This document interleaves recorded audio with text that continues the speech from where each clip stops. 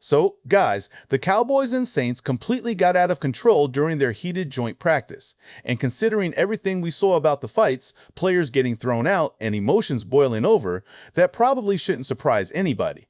But while all of that chaos grabbed the headlines, something much more important was happening on the field for the Cowboys. Because once you look past the fights, several players made a pretty strong statement right as Dallas is getting closer to final cuts.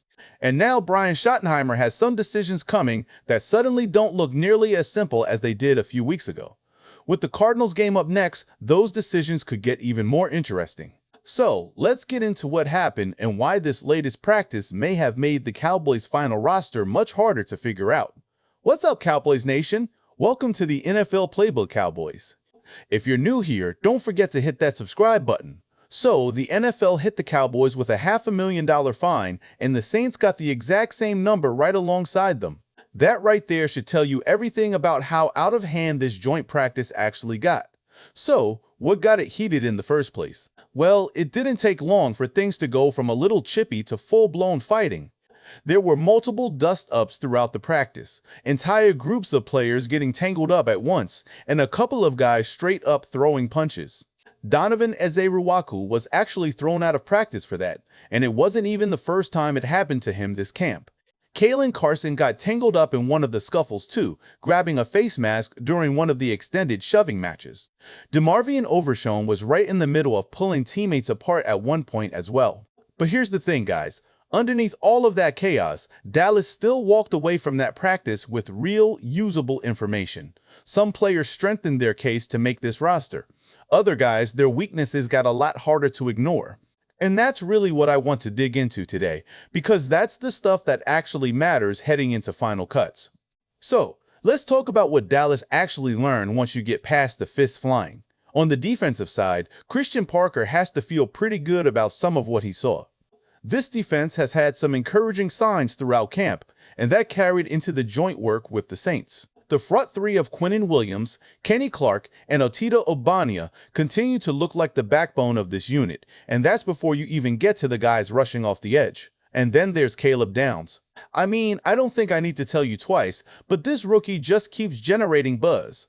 Coaches are raving about him, teammates are raving about him, and it sounds like he's already talked Schottenheimer into joining team conditioning drills, which tells you a little something about the kind of leader he already is at this level. That's rare for a rookie. But here's where it gets complicated. Underneath those top names, there are real depth questions. You look at the offensive line depth, the cornerback room outside the top three, the running back situation, and it's not as settled as you'd like it to be with the season closing in. And that's really the story right now. Dallas has its stars. Dallas knows who its core guys are. What they don't fully know yet is who fills out the bottom half of this roster. And that's exactly the problem sitting on Schottenheimer's desk right now. Because here's the deal, guys. Camp is reaching that point where just looking promising isn't good enough anymore. Early in camp, you can get away with flashes. You can get away with one good rep here, one nice catch there, and people get excited. But we're getting close to final cuts now, and Dallas only has 53 spots to work with. That means every single roster spot has to be earned, not hinted at. And some players are doing exactly that. They're not just flashing anymore, they're forcing the coaching staff's hand. Take Camden Brown. He's an undrafted rookie receiver, and by now, it's pretty clear he's not just a training camp story, he's a real problem for whoever has to make these final decisions. He's been consistently good throughout camp, not just in one game, but over and over. And from what's being said, it sounds like Dak Prescott himself has taken a liking to him, which matters. When your franchise quarterback is going to bat for a guy, that carries weight in that building. Cutting Camden Brown right now would be a tough sell, and honestly, I don't think Dallas wants to risk losing him on waivers either. If that means carrying an extra receiver, so be it. And then there's Julius Wood at safety. This is a guy who just does not stop making plays, whether it's during team drills, joint practices, or the preseason games themselves. He's not the loudest name on this roster, but he shows up on tape constantly. And with how deep the Cowboys are looking at safety right now, with Malik Hooker, Marquez Bell, and Elijah Clark all in the mix, that's exactly why keeping Julius Wood matters. You don't want to make the same mistake twice with a player who keeps making splash plays.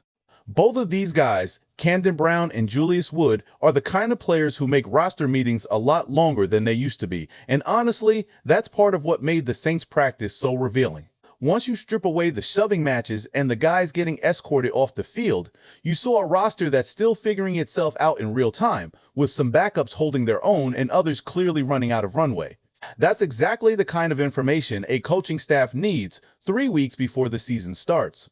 So now Dallas has this next chance to sort a lot of this out, and that's where the Cardinals game comes in. I don't want to sell this game to you around the final score, because honestly, the score doesn't mean much in week 2 of the preseason. What actually matters is jobs.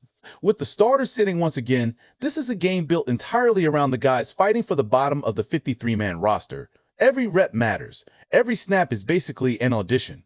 Let's start up front, because the offensive line might be the single biggest thing worth watching this weekend. TJ Bass gives this team a ton of flexibility. He can play guard, he can play center, he's proven himself as a reliable answer if something happens on the interior. But the real concern is behind the starting group, especially at right tackle. Nate Thomas and Drew Shelton have both been given chances to claim that swing tackle role, and so far, the early returns just haven't been good.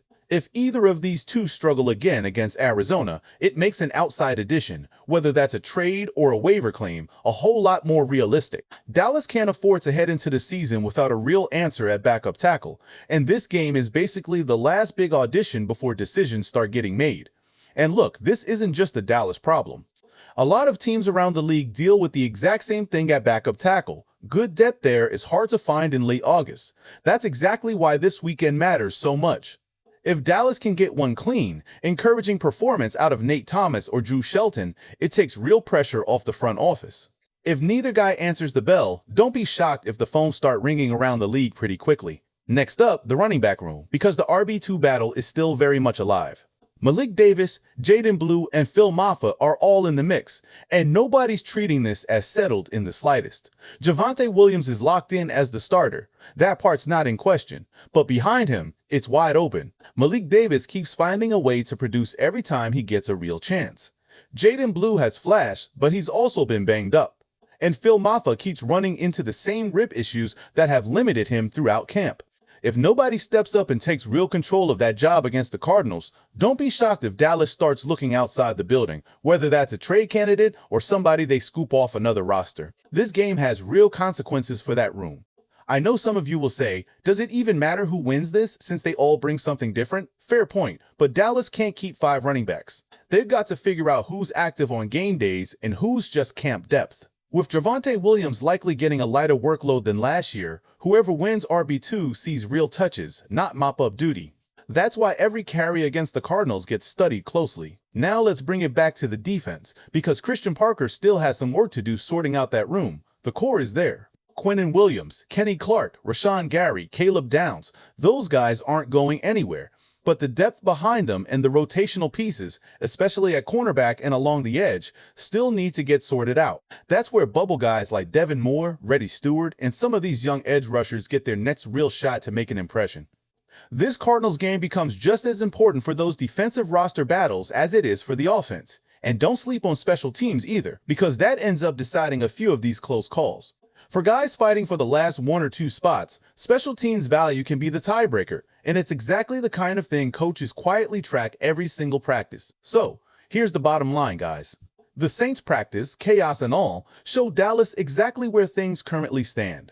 Training camp has already created its share of winners and losers. Now the Cardinals game gives every one of these players fighting for a spot their next real chance to change that picture one way or the other.